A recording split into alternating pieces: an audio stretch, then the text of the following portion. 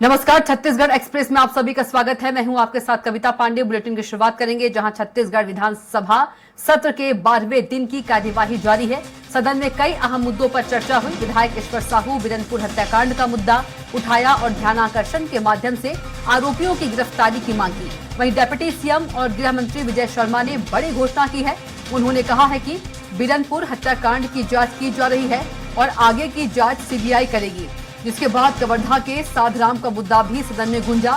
इस पर विधायक गजेंद्र यादव ने सवाल उठाए कि साधराम हत्या मामले में क्या कार्रवाई की जा रही है, जिस पर डिप्टी सीएम विजय शर्मा ने कहा कि मामले में यूएपीए के तहत कार्रवाई की जा रही है। वहीं स्पीकर डॉक्टर रमन सिंह ने कहा कि अब तक प्रदेश में किसी मामले में इतनी सख्त कार्रवाई नहीं हुई है, जिस पर डिप्टी सीएम ने बताया कि पीड़ित परिवार को 5 लाख की सहायता दी गई है।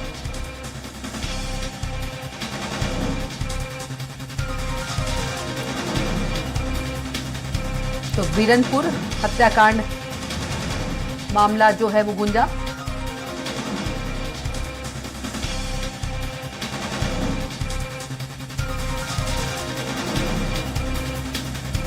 और चलिए इसी खबर पर ज्यादा जानकारी के साथ हमारे संवाददाता दिलीप साहू सीधे जुड़ गए हैं। दिलीप का रुख करेंगे। दिलीप, यदि बात करें आज 12वां दिन है बजट सत्र का, और वहीं पर यदि बात करें बिरनपुर हत्याकांड का जो मामला है वो भी सदन में आज गूंजा।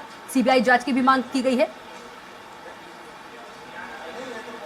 जी बिल्कुल कविता, प्रमुख रूप से ध्यानाकर्षण में बिरनपुर का मामला गूंजा और इसमें मुख्य रूप से बिरनपुर की घटना में जो जिनकी हत्या हुई थी भुवनेश्वर साहू, उनके जो पिता ईश्वर साहू अब जो विधायक के रूप में सदन में पहुंच गए हैं, उन्होंने इस पूरे मुद्दे को उठाया और उन्होंने साफ तौर पर कहा कि अभी भी उन्हें न्याय की तलाश है, क्योंकि उनके बेटे के हत्याकांड में करीब 36 लोग शामिल थे, जिनमें से महज 12 आरोपियों की ही गिरफ्तारी हुई है और 18 आरोपी अभी भी बाहर घूम रहे हैं। इस पूरे मामले को लेकर फिर गृह मंत्री विजय शर्मा ने इस मामले की पटाक्षेप की और उन्होंने बताया कि किस तरह से जिन जिन लोगों के खिलाफ एफआईआर हुआ था उन्हें गिरफ्तार की गई है और बाकी जो संदेही है उनकी भी जांच की जा रही है। हालांकि इस बार इसके बाद फिर लगातार वे सवाल करते रहे, खास करके ईश्वर साहू ने भी सवाल उठाया कि उस दौरान जिन आरोपियों को गिरफ्तार किया गया है उनके पास ठोस हथियार होने की बात भी सामने आई है उनके यहाँ, लेकिन इसको लेकर भी विजय शर्मा ने कहा कि जिस तरह से उस तत्कालीन समय में जांच की गई थी तो वहां किसी तरह के कोई हथियार बरामद नहीं हुए थे और जो हत्याकांड में प्रयुक्त हथियार थे उन्हें बरामद किया गया था, लेकिन अलग से कोई और ऐसे संदेहास्पद हथियार नहीं पाए गए। इसके बाद फिर लगातार बातें होती रही और फिर भी उन्होंने कहा कि जिस तरह से ईश्वर साहू ने लगातार मांग की कि उन्हें इंसाफ नहीं मिल पाया है और चाहते हैं कि जब सरकार परिवर्तन हुए है इसीलिए वे सदन में आए हैं, तो इस उनके आग्रह को देखते हुए गृह मंत्री विजय शर्मा ने इस पूरे मामले की जांच सीबीआई से कराने की बात कही और उन्होंने ये कहा कि इस पूरे मामले की जांच अब सीबीआई से की जाएगी। हालांकि इसको लेकर सत्ता पक्ष के ही वरिष्ठ विधायक अजय चंद्राकर ने भी मामला उठाया कि उस दौरान जब ये हत्याकांड हुई थी उसके बाद 2 और लोगों की मौत हुई थी, हत्या कर दी गई थी, जिसमें जो मुस्लिम समुदाय के थे जो बकरी चराने के लिए जब गए थे तो उस दौरान उनकी हत्या की गई थी। तो इस मामले को लेकर भी उन्होंने कहा कि क्योंकि ये जो मामला है वो भी इसी का कड़ी का हिस्सा, क्या वो प्रतिक्रिया थी या कोई साजिश के तहत उनकी हत्या की गई थी कि चुनाव को प्रभावित किया जाए, तो इस मामले को भी इस जो प्रकरण है उसको सीबीआई जांच में जोड़ा जाए।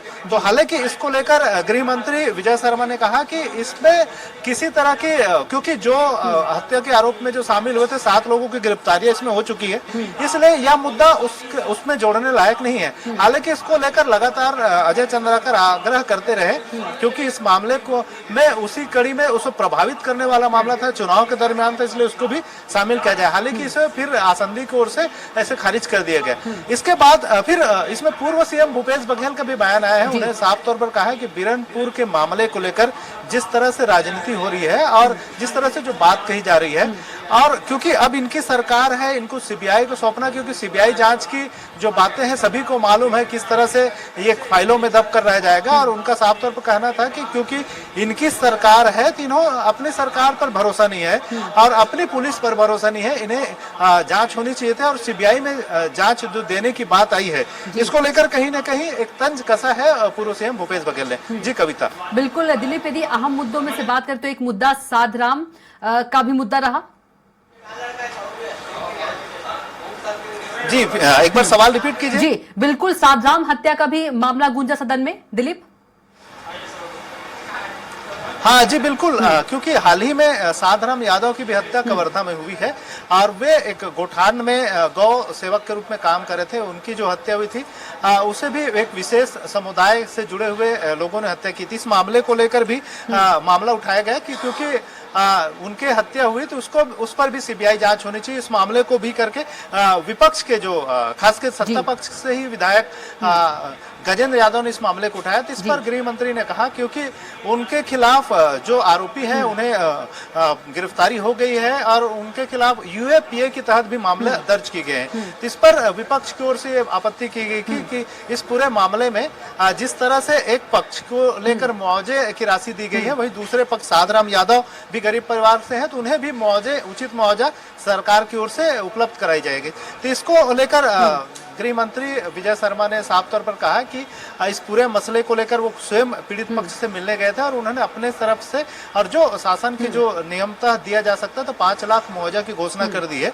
हालांकि विपक्ष की ओर से इसमें और अधिक मुआवजे की मांग की जा रही थी, जिसे फिलहाल खारिज कर दिया गया। लेकिन इस पूरे मामले को लेकर राजनीति गर्मा गई है और कहीं न कहीं ये कहा जा रहा है कि सरकार एक पक्षी कार्रवाई कर रही है। और जिस मामले को लेकर इस मामले में भूपेश बघेल ने साफ तौर पर कहा था कि जो यूएपीए जिनको लगाया गया था जिन आरोपियों के खिलाफ, इन्होंने इस घटना को लेकर भी इन्होंने एक तंज कसा था कि जिस तरह से भुवनेश्वर साहू के पिता को बीजेपी ने टिकट दे दिए थे बीजेपी के, क्या साधराम यादव के भी पिता या उनके परिवार के लोगों को इसी तरह से फिर से उन्हें टिकट देंगे या क्या उन्हें भी राजनीति में लाएंगे? इस तरह के सवाल उन्होंने तंज कसते हुए कहा था। हालांकि इसको लेकर किसी तरह की जवाब सत्ता पक्ष की ओर से नहीं आया है। लेकिन कुल मिलाकर बीरनपुर की जो हत्याकांड है इसको लेकर राजनीति शुरू हो गई है और कहीं न कहीं सत्ता पक्ष और विपक्ष की ओर से ये जो घमासान है वो जारी है और देखना होगा आने वाले समय में इसका और क्या परिणाम निकलते हैं। जी कविता। जी बिल्कुल दिलीप, लेकिन इस पूरे मामले में स्पीकर रमन सिंह का कहना है कि अब तक प्रदेश में किसी मामले में इतनी सख्त कार्रवाई जो है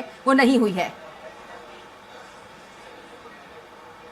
जी बिल्कुल, जिस तरह से जो कार्रवाई होनी चाहिए थी उसको लेकर भी सवाल लगातार उठाए जा रहे हैं। हालांकि इनका कहना है कि कानून सम्मत कार्रवाई हुई थी, क्योंकि पिछला जो घटना की बात करें भुवनेश्वर साहू की जिसमें हत्या हुई थी उसमें 12 आरोपियों को गिरफ्तार किया गया था। उसके बाद उसके प्रतिक्रिया के रूप में जो 2 लोगों की जो विशेष समुदाय से हैं उनकी हत्या हुई थी, तो उनके जो 7 आरोपी थे उनकी गिरफ्तारियां हुई थी। उसके बाद अभी जो घटना हुई है साधराम यादव की, इसमें भी आरोपियों की गिरफ्तारी हो गई है।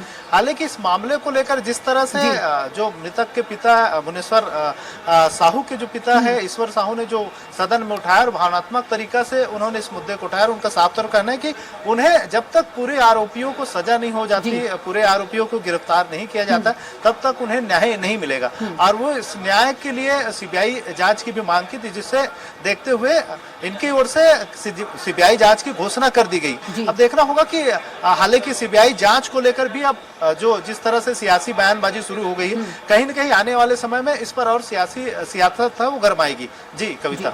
बिल्कुल दिलीप, तमाम जानकारी के लिए आपका बहुत ही धन्यवाद।